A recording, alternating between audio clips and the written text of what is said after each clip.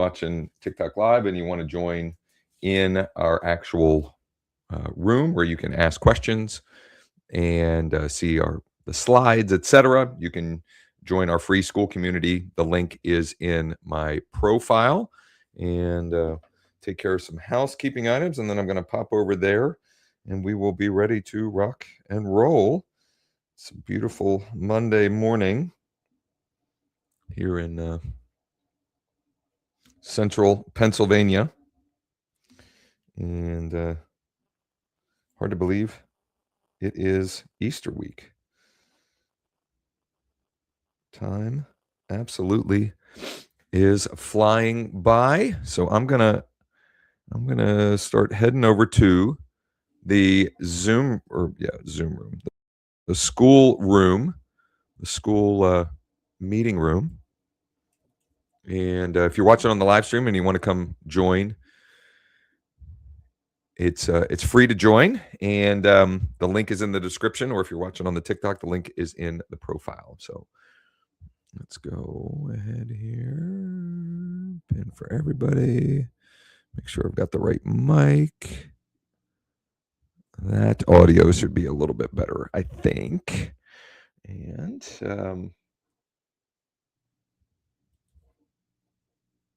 sorry, go ahead, Richard. My audio was down. All right, good. One last call. If you're watching the live stream on TikTok, you can join the community. Link is in profile. If you're watching one of the other live streams, the link is in the description. And we're going to get rolling here on a Monday morning. It's the Closers Cafe. It's December. March 30th, Easter week. It's going to be a good week. That much I'm certain of. And let me make sure. Now I'm recording. I gotta get school to auto record these because I have been forgetful. Let's rock and roll. I'm going to start off with something I saw from. I'm just going to be very self-serving. Our leader at EXP shared. Our CEO, Leo Pereira. I just thought this was I love this for a number of reasons, and it perfectly ties into the topic today that I want to talk about, which is the least scalable way for you to take more listings as a real estate agent. So the lie is work smarter, not harder. The reality is, first you work hard to learn what smart looks like. And I'll add my own take. First, you work hard to figure out what will actually work so that you know when you pivot to working smart, you know that the smart work is work that will work. And I know that's a lot of words here, but what I mean by that is, and I'm going to do a deeper dive a little bit later in the Closers Cafe on this, is many agents, myself included, we want to skip to like the automated, easy button way to take more listings or close more transactions, and we skip over the part or the piece of actually figuring out what will work for me in my market right now, like in the current market conditions in my current market. And that lie is fed by a lot of marketing and advertising that we see in our, on our Facebook feeds and our Instagram feeds, etc. And the reality is, it takes hard work to figure out what works before you can figure out how to work smarter, not harder. And the reality is, most really successful people, they work both smart and hard. Okay, so like that's the reality for most folks. So I'm going to do a deeper dive on that in a minute. However, I want to share a couple of updates that are relevant to my fellow EXPers who are in the room here. My EXP organization, anyone thinking about EXP, etc., or anyone using Bold Trail. I wanted to share two updates that I think are important and relevant for those of you who are Bold Trail users, or you're thinking about EXP, or you have groups at EXP who use Bold Trail, etc. Two updates or upgrades that have been released recently. I've literally been asking for both of these things for years. And it finally has happened. You can now see statistics for your mass emails. So if you send a mass email, which is how I send my deal of the week email, you can finally actually see some statistics, your open rates, your clicks, responses, etc. And it's right under in a minute, I'm going to share these two updates and then I'll go show what that actually looks like. So I'll show an example of this, but it will tell you how many were sent, how many were delivered, the unique opens, the unique clicks, and the responded as well. That's number one. Number two, this is a big one. If you are a Bold Trail user and you haven't done this yet, you need to download Bold Trail Streams, which is their new app. It is a drastic improvement to the previous app on your phone. There is an Apple Store version and a Google Store version. And if you're currently using it, you should have an email about the new app. And this little video preview in that email will give you an idea of what those improvements are. But the long and the short of it is this. It just works way better. Hold on here. I need to stop my share. So it is just way more user-friendly. It makes it easier to find what you should be actually doing, who you need to reach out to, who you need to follow up with, etc. It's just way more streamlined. There's a lot less, clutter, let's say. It's really, really good. It's a huge, huge improvement. So go download that and log in, get that update. It just looks like this. It's just a big S. It's Bold Trail Streams. And then I'll show real quick.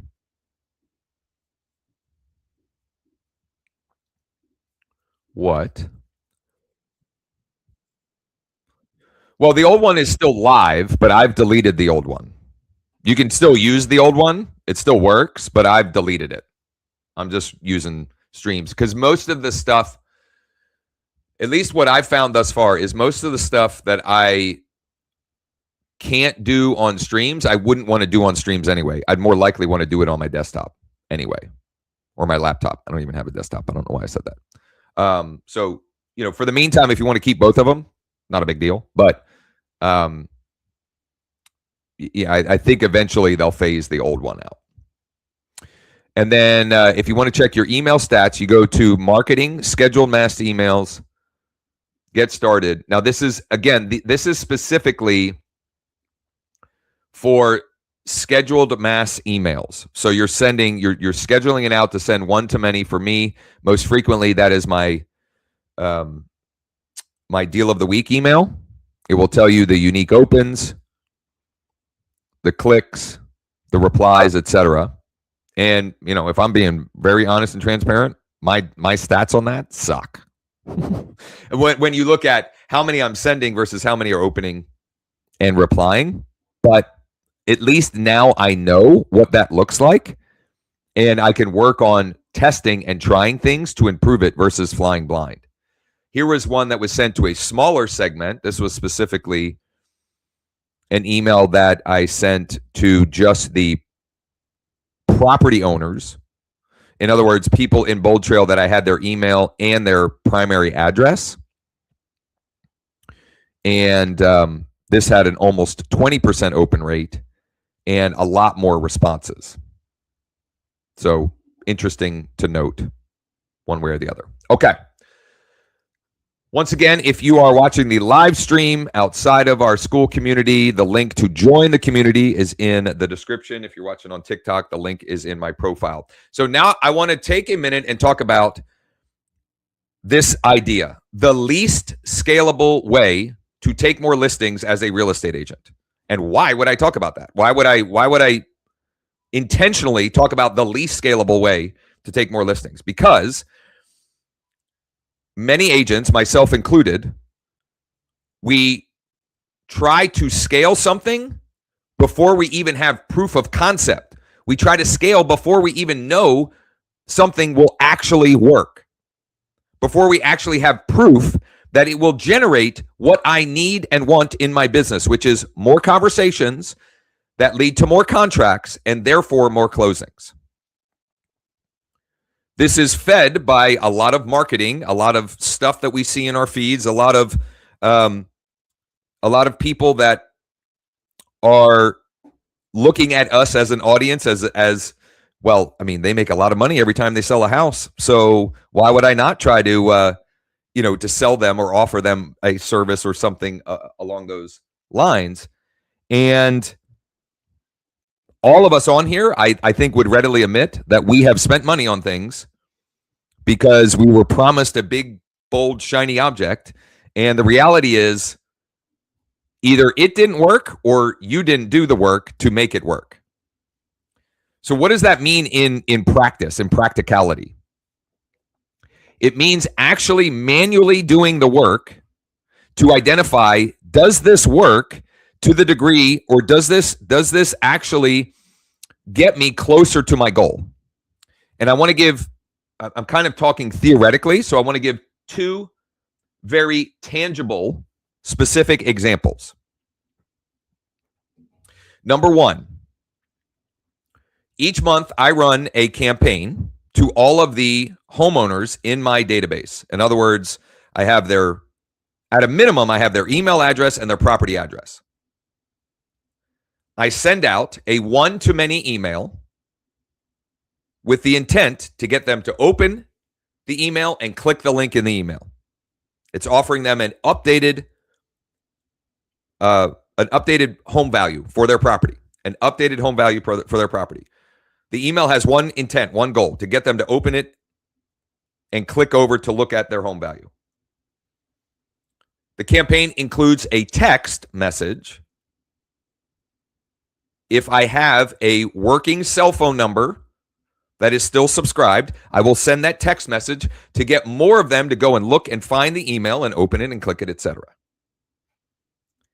And I had been using that little two-step campaign for months with minimal results. I would get people to look, but it wasn't turning into actual business, actual contracts for me. And then I'm trying to think timing-wise when I started doing this. I'm going to say last January, I realized that I was relying too heavily on just the automation piece, like just assuming that if I did that work, people would just, naturally come to me and basically ask me to list their property. So I added in the third step.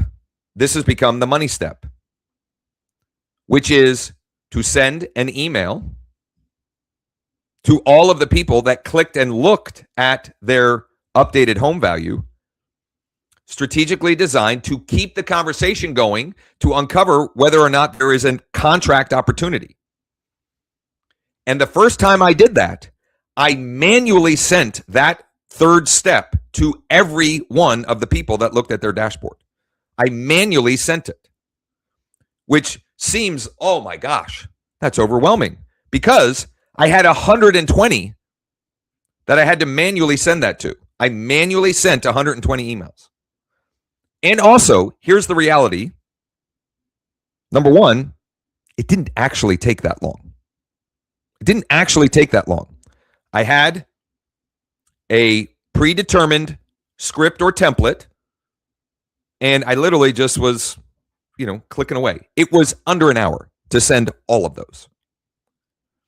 And for the first time in my experience of doing the first two steps, it specifically turned into contracts for me. And I did that way for months. In other words, I would send the one-to-many email, I would send the one-to-many text, and the third step I would manually send, one-to-one, all of those. Until the point that I knew I had a predictable, repeatable process that got me more conversations, more closing, or more contracts and more closings.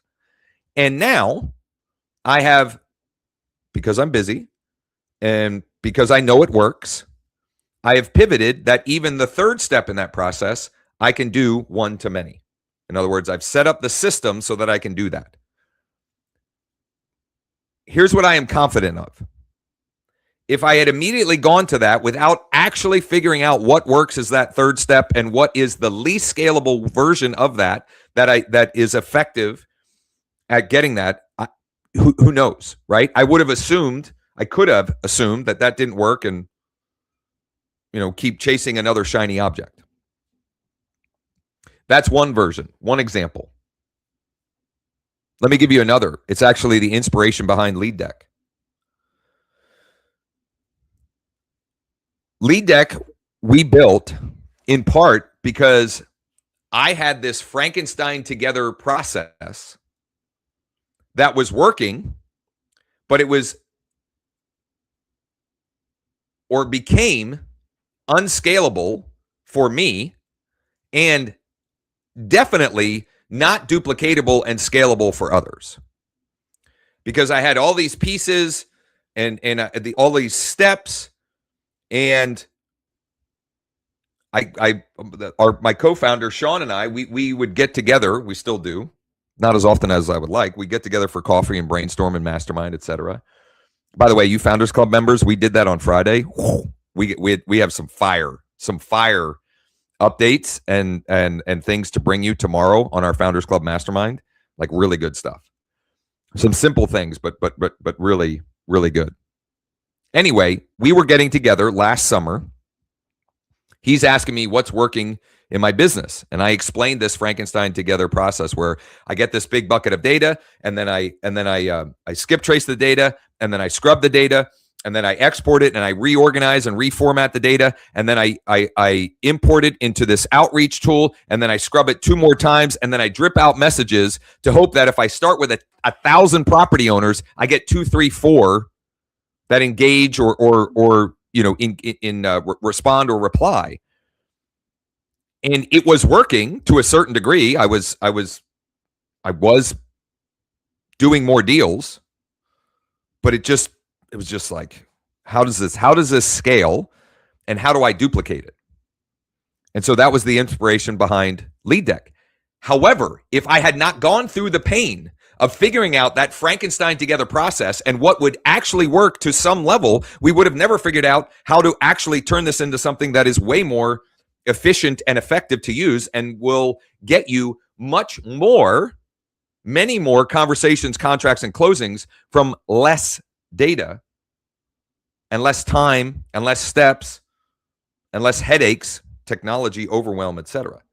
Would have never figured that out if I hadn't figured out what's the least scalable way for me to do this, for me to take a cold, not in my sphere of influence, not past client, etc., property owner in my market, and get them from cold to warm, engaged, to contract, to closing.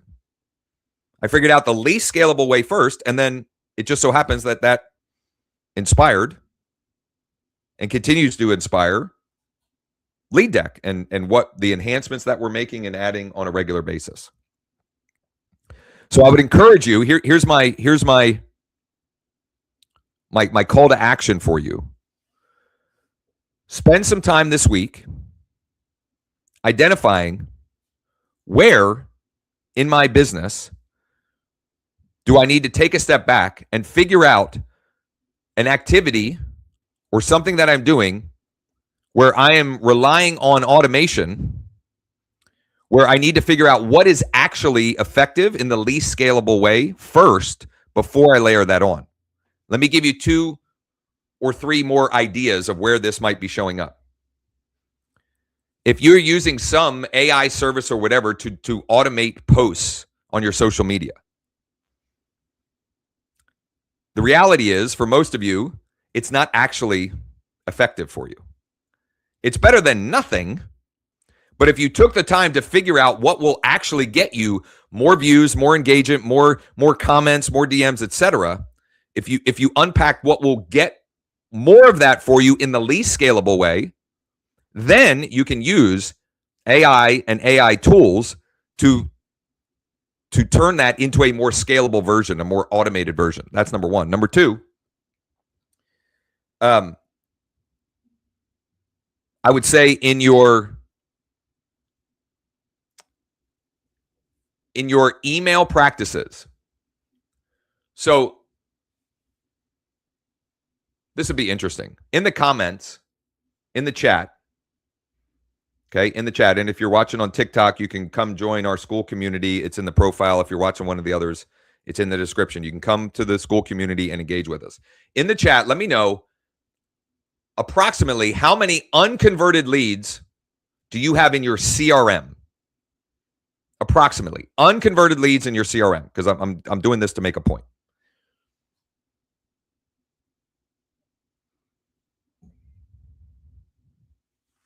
$1,000, David. Okay, thank you. Keep it coming, folks. Keep it coming.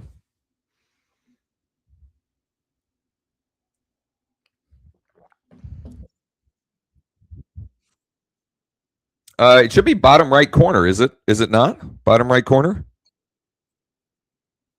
192. Mark says. 400, David. 1,000 plus, Stuart. Come on, a couple more, folks, because I know some of you on here have some contacts in there. I'm going somewhere with this, I promise. 655,000, probably 2,500. Okay, so here's another way or another variation this might look. The least scalable version.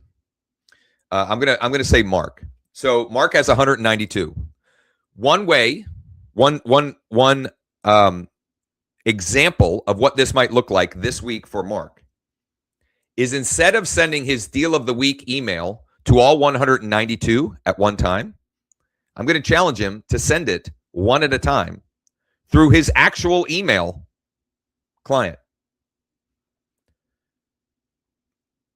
to figure out what will actually work and what the least scalable version of that looks like, so that it can then be scaled. That is inspired by the fact that I know, I see it week in, week out, the way we've built Lead Deck to push cold emails with a couple of taps while logged in from your phone to send cold emails. I get anywhere from a 10 to 20 to sometimes 30% or higher reply or response rate to cold email, because the way we've set it up is one-to-one from an actual Gmail account. And I know that James is in the same boat as me. So if you send 5,200 emails through Bold Trail, you will get some replies and you will get some conversations and uncover some opportunities for contracts and therefore closings. But I also know if James sent 100 one-to-one emails each day for 52 days, he will get drastically more responses, replies, and conversations. So then it's how do we marry the two? And I'm not saying I have the answer to all of that. I'm saying for many of you, it will be eye-opening to see what that looks like, and then to determine, okay, what do I do with that information? How do I take knowing this? How do I marry the two ideas? The scalability of this versus the least scalable version of what will work. And then finding that happy medium. But it's hard to know what the happy medium is if you don't know what is the delta. What am I not getting by doing it this easy button scalable way versus the least scalable version? I don't know if this made any sense or was helpful at all, but it was on my brain and on my heart, and I wanted to share it. And so we can open it up for questions or feedback or clarifications.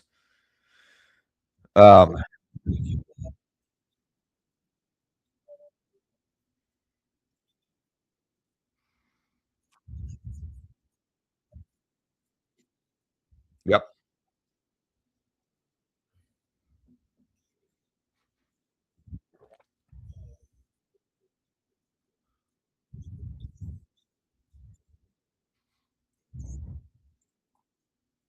Yeah. And so what you're identifying is another piece of this puzzle is you're marrying least scalable with a good working workflow. Like you've figured out how to maximize. So there's effectiveness and efficiency. That's really the two things that we're talking about here. And most of us have no idea what's actually effective because we're doing one to many because it's easy and we've been sold this whatever.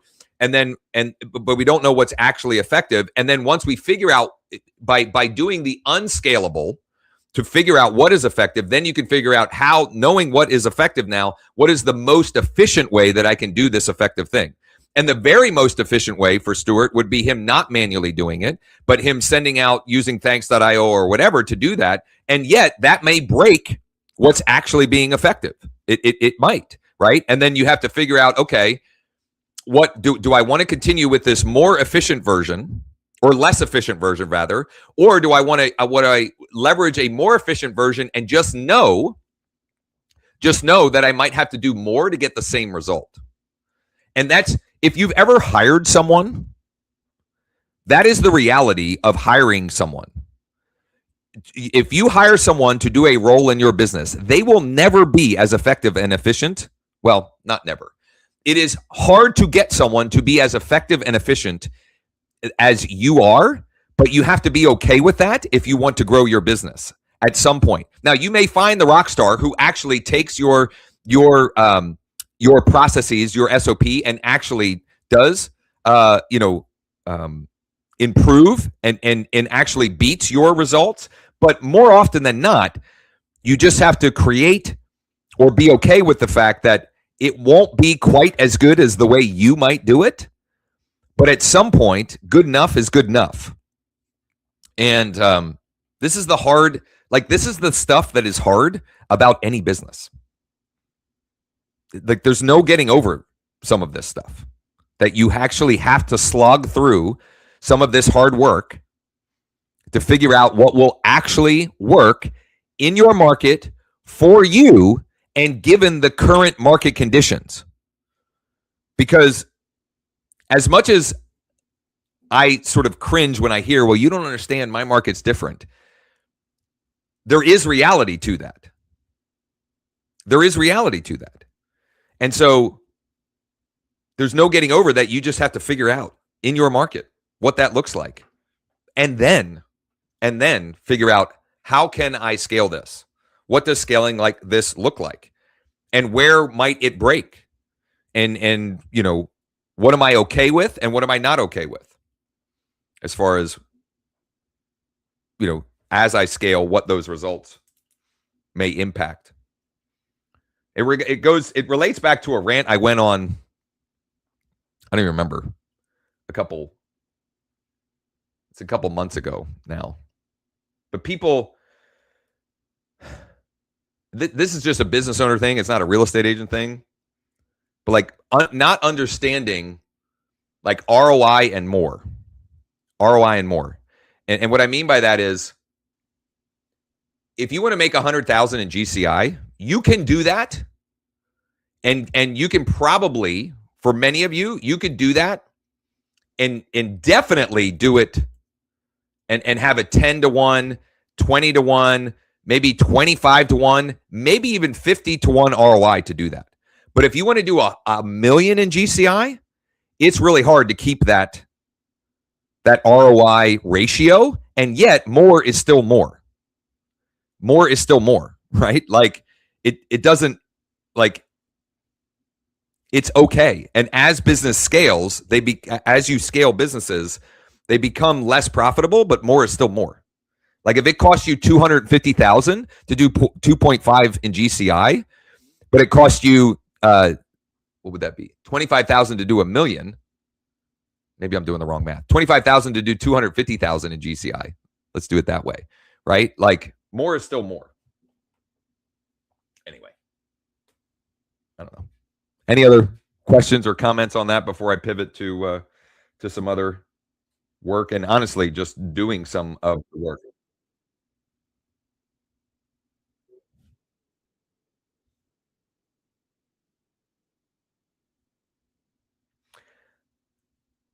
I'm saying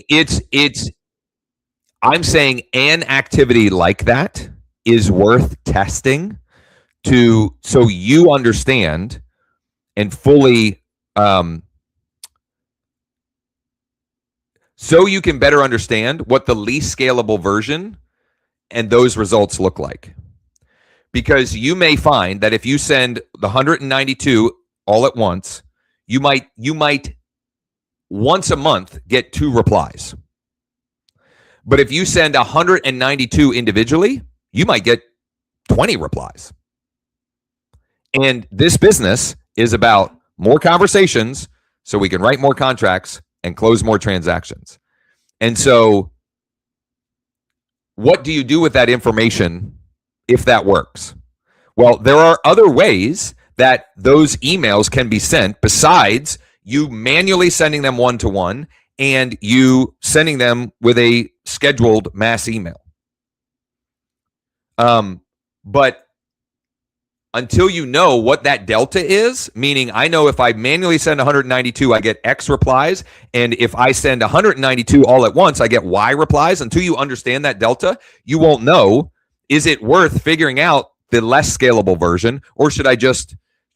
So the other piece of this is, what if I add a 0 to this? Instead of sending it to 192, what if I'm sending to 1920, right? Well, then it becomes... a new dilemma, a new problem to solve. So I was just using that as an example. I'm not even saying you absolutely should do that, but I think it would be eye-opening to you if you did, to see how many more replies and responses you would get done that way versus Bold Trail. And this isn't a knock on Bold Trail. This is any mass emailing platform, any of them. You will never get the same open and reply rate versus sending one-to-one. Not with Go High Level, not with Lofty, not with Get Response, not with MailChimp, not with any of them, right? But you, at some point, you get to a point where you can't possibly do the less scalable version of that. But also, some of this comes down to the question, do I have more time or do I have more money? Do I have more time or do I have more money? If I have more money, I can spend that money to put more people in the bucket so that I can have more of those people in conversation. If I have more time, and I know that if I manually send out my deal of the week to all 192, and I do that every Wednesday morning, and I know that each time that I do that, I get X amount of response or replies, it might be something where I'm going to do this for a quarter. And it takes me 90 minutes every Wednesday morning, but I know that I get way more out of that existing audience than if I did it in the one-to-many version. I don't know if that was helpful, but it was just something that was on my mind, and I think is important for us to understand, and to always also give us a lens to look through all of the marketing that we see in our feed, because when things sound too good to be true, usually they are, right? And any model still requires work. It's a matter of what work are you going to do. Anyway, all right. I'm going to take a minute here to share something we are doing tomorrow. If you are in our Founders Club, you can come and participate at no cost. If you're not, we are going to be offering these. This is like the evolution of the sprints we've been doing. We want to create a way for people who aren't already using Lead Deck to experience the tool. And so we're doing something that we're calling the Lead Deck Listings Lab. And it's a live interactive experience where for 15 to 20 minutes, I will train and coach on scripting. 50 minutes, we will actually do the work together of logging in and tapping to more contacts and conversations, and then we'll regroup and debrief at the end and outline next best steps for folks. If you are not currently using Lead Deck, you can sign up. It's $100. And if you actually come and participate, you can get your money back, or you can credit it towards one of our licensing packages. It's totally up to you. But you can go to leaddeck.ai/lab, leaddeck.ai/lab. And I anticipate us doing these every week with few exceptions, and they will continue to be available to the current Founders Club members or Lead Deck licensees. And it's just a good way for folks to experience the app in real world experience, and not me explaining how cool it is or trying to demo it in a video. So you can check that out if interested, and we'd love to have you. We have a couple of folks signed up thus far for tomorrow, and we'd love to have a Zoom room full of folks for that. And for Founders Club members, you should have the link. Well, Sean will be sending an update email. That will be at 11 a.m. Eastern tomorrow, Tuesday, March 31st. And I'll make sure, if you're in here and you want the link, let me know. But Sean should be sending that as well. All right, the rest of the time here, I'm going to spend about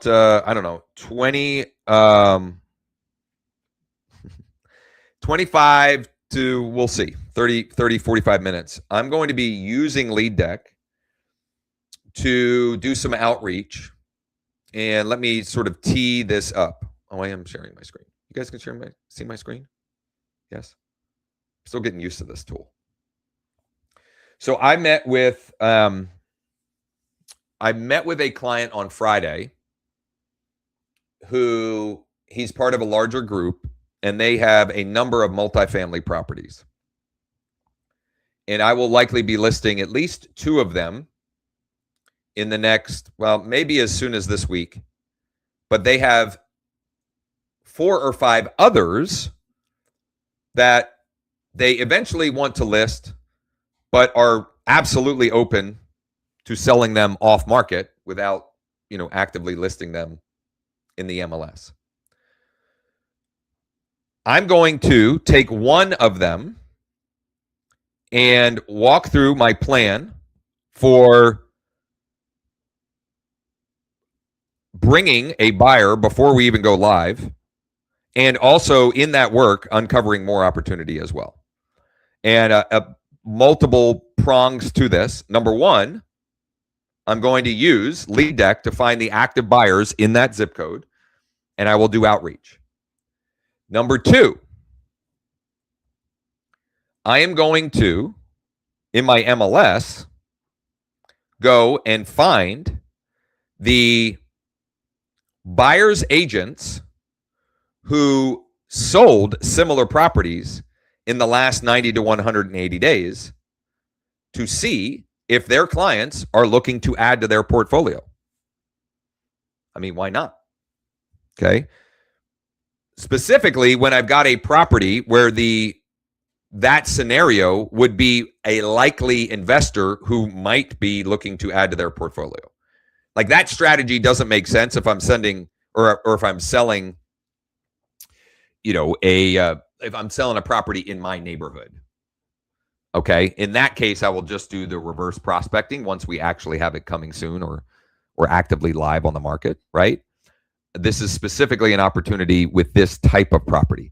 And I think this is relevant, number one, if I've got a property that the comparable sales would include investors buying them as rentals, which obviously multifamily properties, that's, there might be exceptions where the buyer bought it and they're going to live in one of the units, but whatever.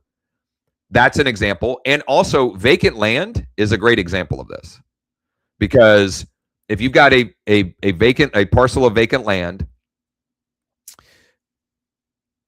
those buyer agents that brought them, they may be developers or people that they're just acquiring land to hold, right? So I think that's a great strategy to implement in those scenarios. I'm going to start with lead deck, and I'm going to go to buyers, and I'm going to start with, this is the one that we're most likely to list the soonest. This doesn't make any sense to me. The zero multifamily. I'm going to have Sean take another look at this, because I know that there are multifamily properties selling in this zip code, and so it tells me something.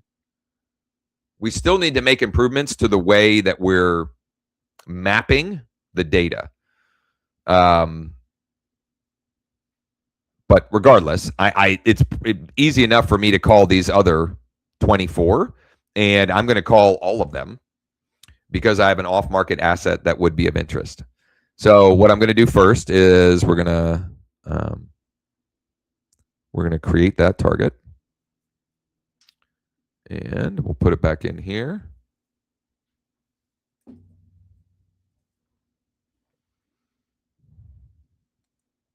Go active landlord, create that target.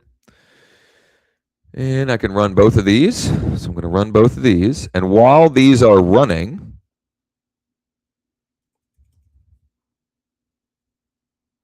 I'm going to pull up my MLS, show you what that will look like as well. That one ran.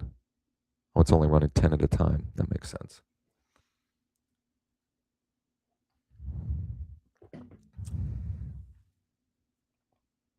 All right, well, that's working. I'm going to go over here, and I'm searching multifamily, and I'm going to search 17102. And I don't care about the active or coming soon. I want the pending and the closed.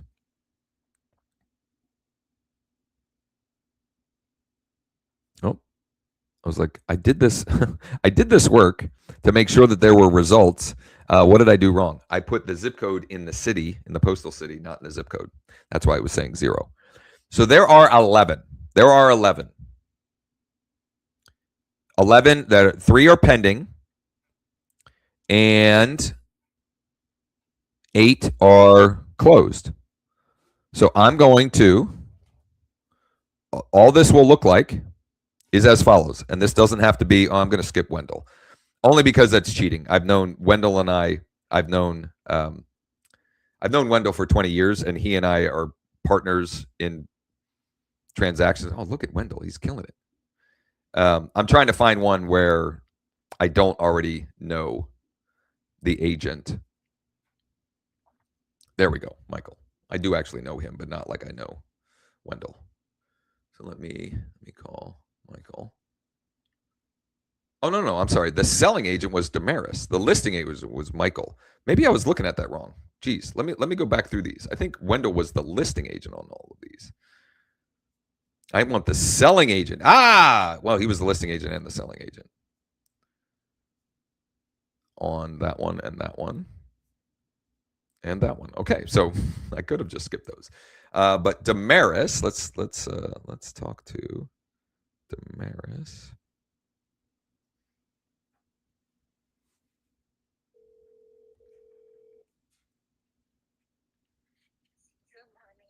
Damaris, good morning. It's Josh Shanley with eXp Realty. How are you?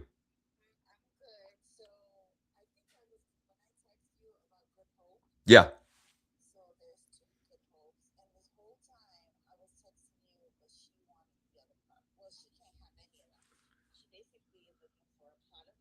Okay. Yeah.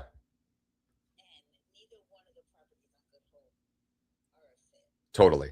Yeah. I absolutely. In fact, I have that saved in my notes in my phone with your information. However, that is not why I was calling. Yeah. So I was calling because it looks like you sold a multi-family property in Midtown end of year, maybe.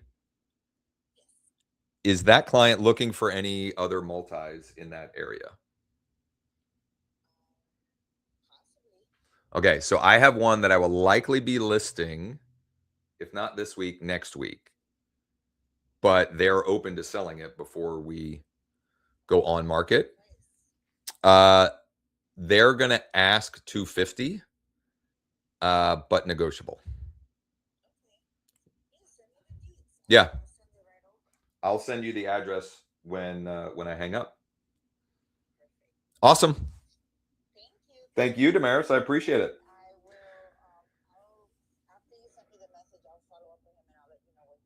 Perfect. Oh, and those the other client that you were calling about, like, are they looking anywhere in Central PA or like a specific county or a specific? Okay, Dauphin, Cumberland. Okay, beautiful.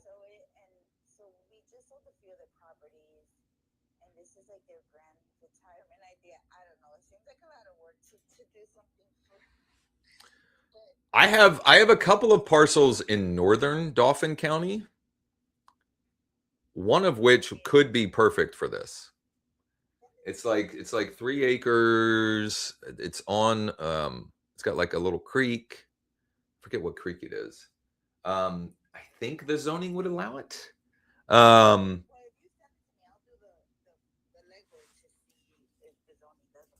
Okay. I am just making notes to myself so I don't forget. I'll get you that info on that one too. Thanks, Damaris. Bye bye. As I called her, so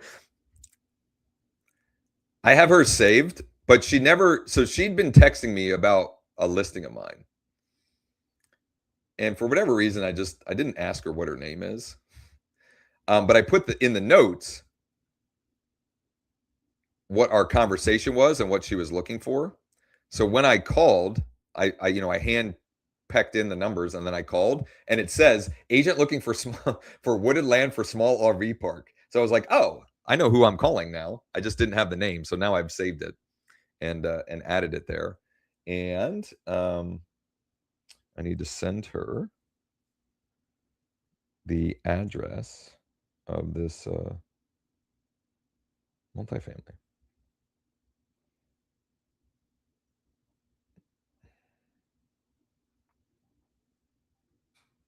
So not a bad first crack at it. We'll see what happens.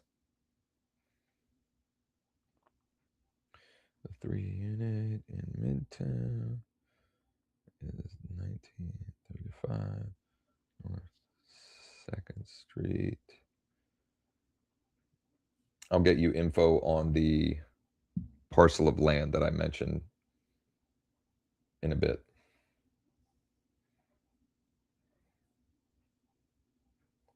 Okay. So I'm going to do one or two more of these, and then I'm going to do one or two more in lead deck just because I want to provide context on a couple of different things, and then I'll share the last. So I have 3 things that I'm going to do in order to find the actual buyer for one of these, and there will be multiple of them. And then B, also, regardless of whether or not I find the actual potential buyer, create more contract opportunities, client opportunities, etc. Now, going right to, oh, you know what I shouldn't have, I should have done? I should have asked her if she's got anything off market that would be good for an investor. Should have asked her that too, but yeah, well, sometimes. What am I calling?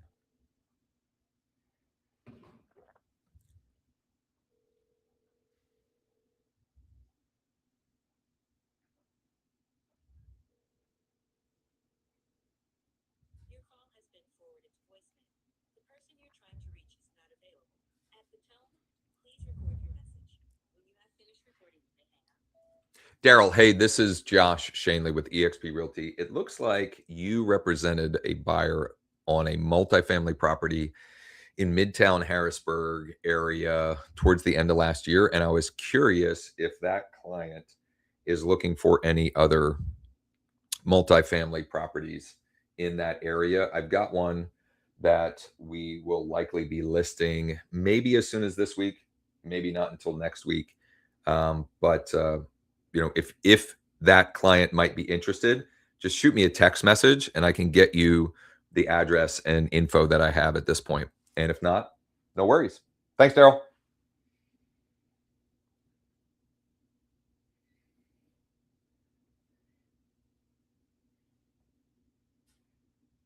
Hey, Daryl. This is Josh with eXp Realty. Just left you a voicemail about a 3-unit we have that will be available soon in Midtown Harrisburg. Looks like you sold one in that area late last year, and I was just curious if that client might be looking for more, question mark.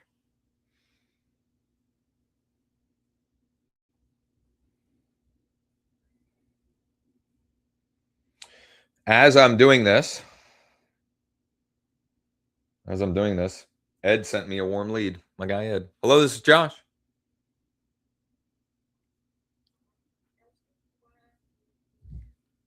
I don't know what was going on there.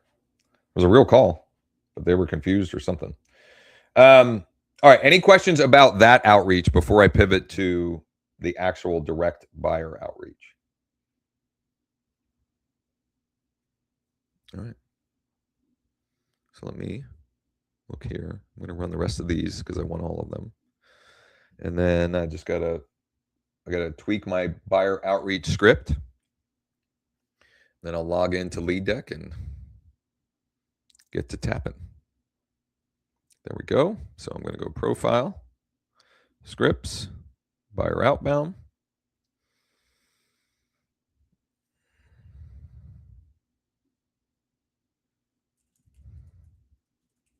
All I'm doing is changing the area.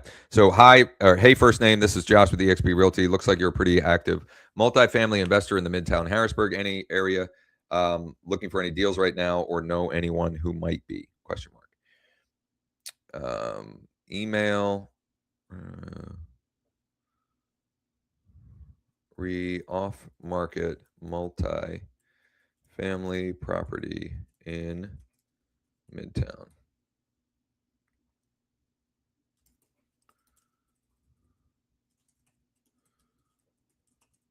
So the principle here is making it as specific and relevant as possible without like going too granular, right? So Midtown Harrisburg is a specific part of Harrisburg. There's downtown, there's Midtown, there's uptown, there's Allison Hill, and there might be one or two other areas, right?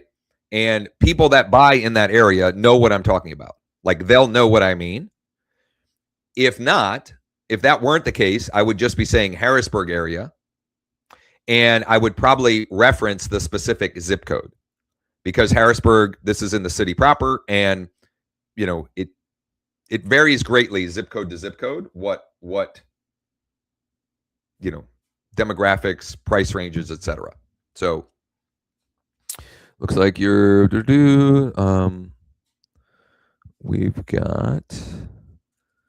we've got an off-market multifamily by the governor's mansion.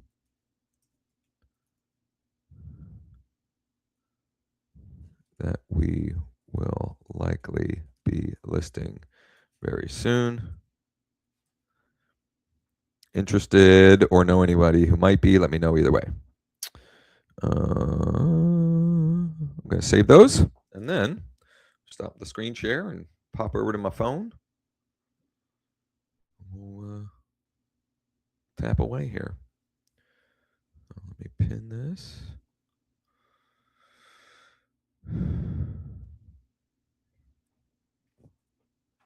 Now, I love doing this kind of outreach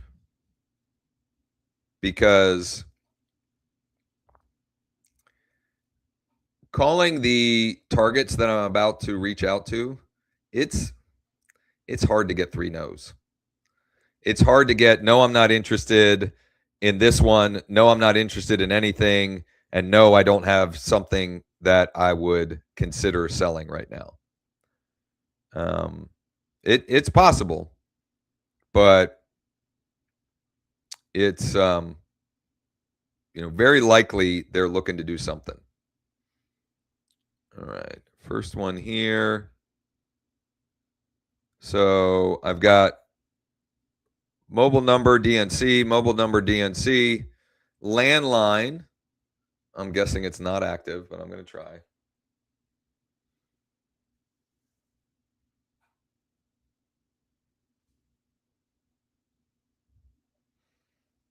Forgot to tap one last time. Didn't connect, but I would say very likely the right email. Person's name at Comcast.net.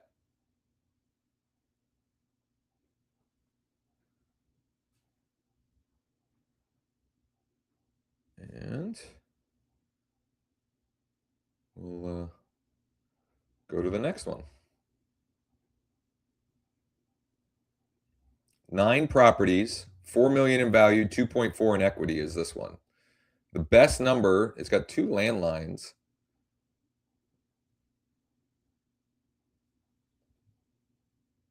It's a local-ish number.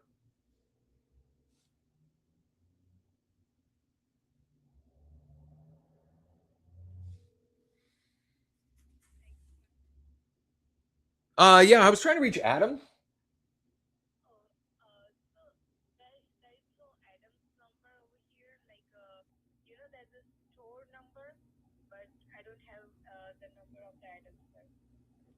Okay, so yeah. All right, I appreciate it. Bye-bye. It seemed to be a work number or like a business line of some kind. It seemed like they knew Adam, but English wasn't solid. So I enhanced it. Now I've got 2 mobile numbers that are not on the DNC. So we'll see.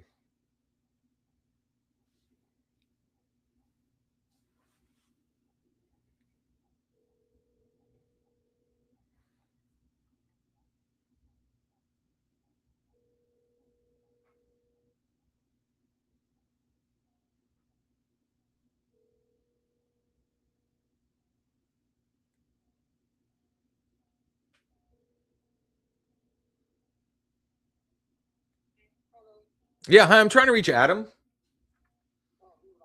Wrong number. Sorry. These are probably tenants of Adam's, if I had to guess. But I'm going to keep trying.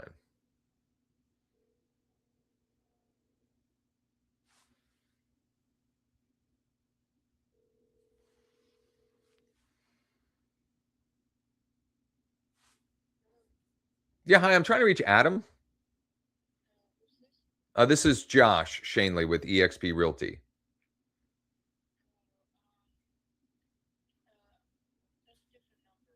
Different number. Do you have a number for Adam by chance? It's nothing bad. I'm just trying to reach out to him or reach him about a 3 unit we have available in Midtown Harrisburg.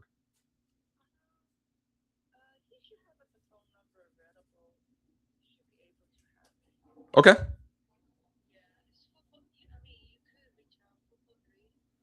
Mm-hmm. Mm-hmm. Awesome. Thank you so much. Super helpful. Bye-bye. She went from, you should be able to find it. It should be pretty easy. And then she just gave me the number. So let's see if I can grab him.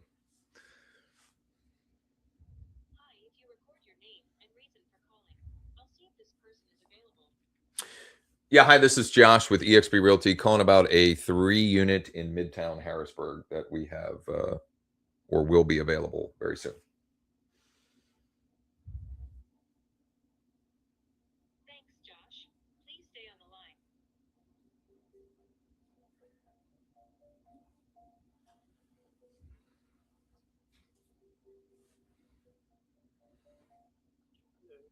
Yeah, hey, is this Adam?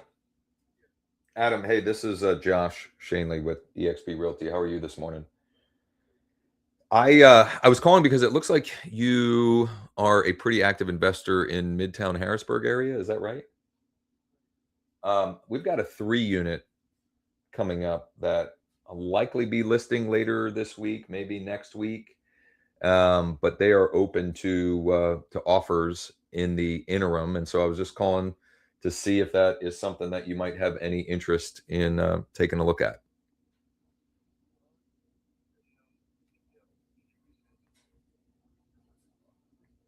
I'm sorry, say that again. Okay, so are you mostly looking for turnkey already occupied? This one is vacant and is a project. Sure. Yeah.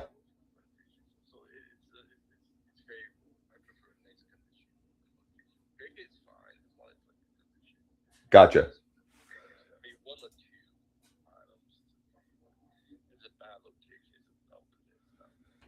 It's great location. It's not in great shape.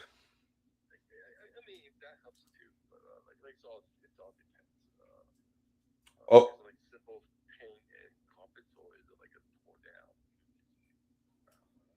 I mean, it depends on what to what degree you want it. You want to update it. Sure.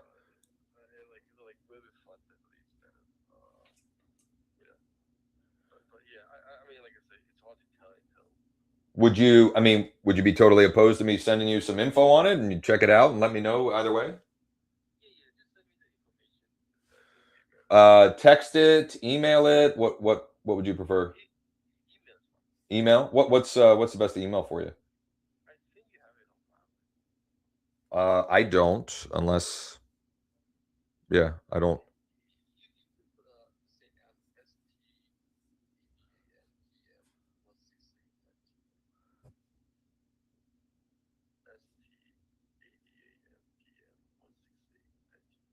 STADAMPM.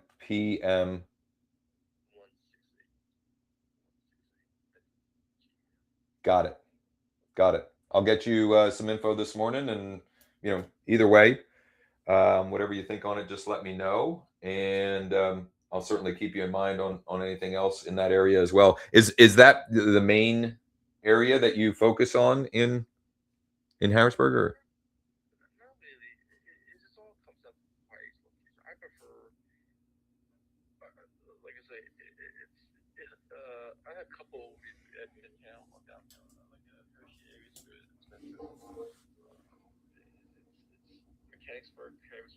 Okay.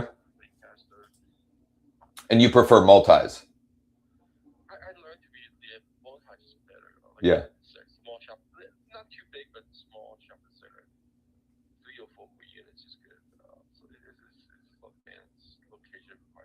Sure.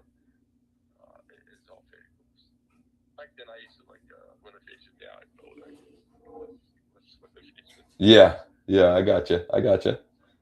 Well, I appreciate you taking my call. I'm going to shoot you a text with my contact info, and I will email you info on this one later this morning. Awesome. Thanks, Adam. I appreciate it. Bye. So that this is going to be a perfect one for me to end on because that was an example of pulling the thread. I had two landlines, neither of which were the right person. I enhanced it. Two mobile numbers, neither of which the right person. And just by being curious, and I mean, the only thing I said was, it's nothing bad. I'm just trying to reach him about a 3 unit in Midtown, right? I got his phone number. He didn't even want to give me his real email at first for some reason. I don't know why, but then he gave me his real email, which is different. It's different than the one in Lead Deck, but it's similar for whatever that's worth. I don't know why. Um, and then, and then, I mean, he's looking for shopping centers, multifamily. He gave me a bunch of different areas. Like, this is the kind of person that me personally, I like working with. They will be decisive, and they will, like, I can potentially do, if I do my job, I might do 3, 4, 5 deals with him, maybe this year, but maybe over the next 5 years, who knows?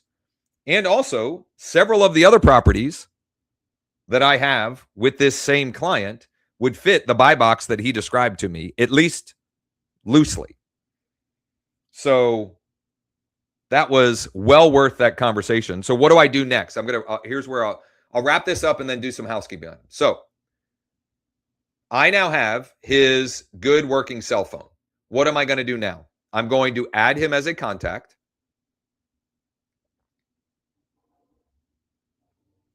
One of the real estate agent that I left a voicemail on, he just texted me back. So that is a plus as well. Okay, so multifamily investor.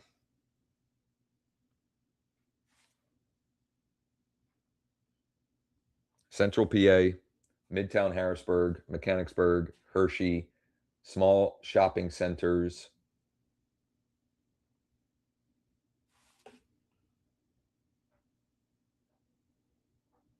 I'll add that. I'm going to add his email to this.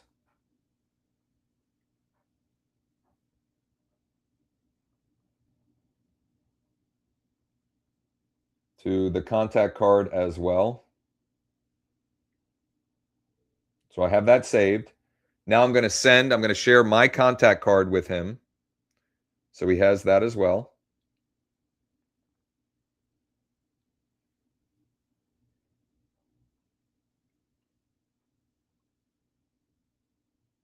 There he is.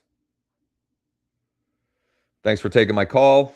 Period. I'll get you info on the one I was referencing in Midtown. I have a few others that, based upon what you shared, may also be of interest. So I'll send you some info on those as well.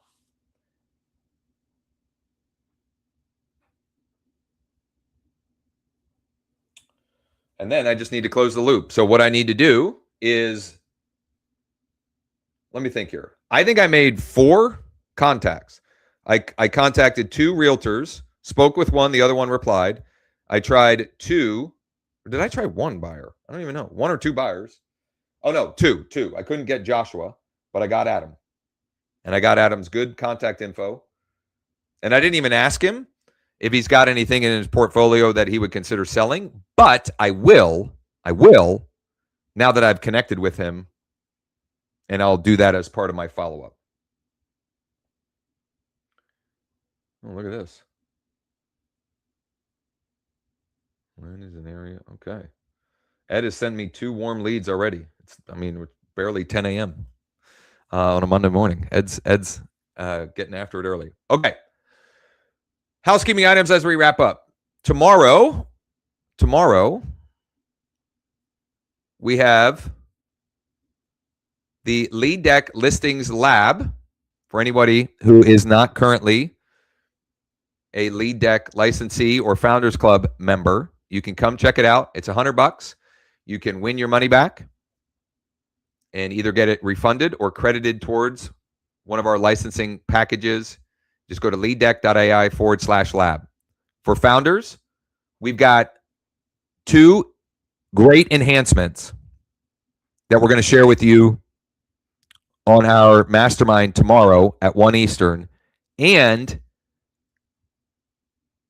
a use case with one of the features that have been in there that I hadn't even connected the dots on, that came from Sean and I sitting down in person on Friday, which I'm excited to share with all of you. Wednesday, we'll have our live prospecting session.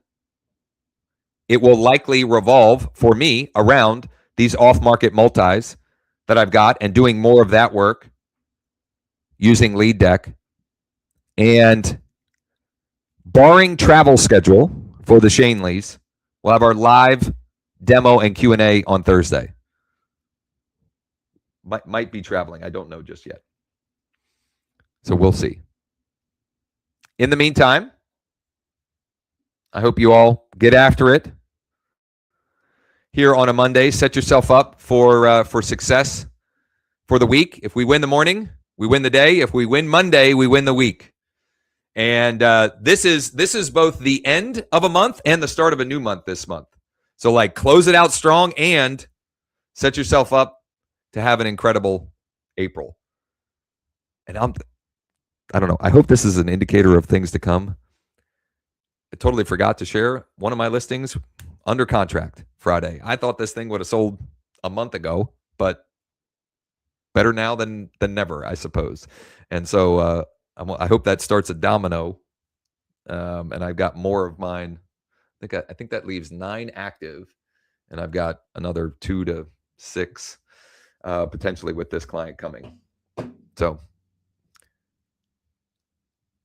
you guys know how to reach me if you need help, and let's make it a great week.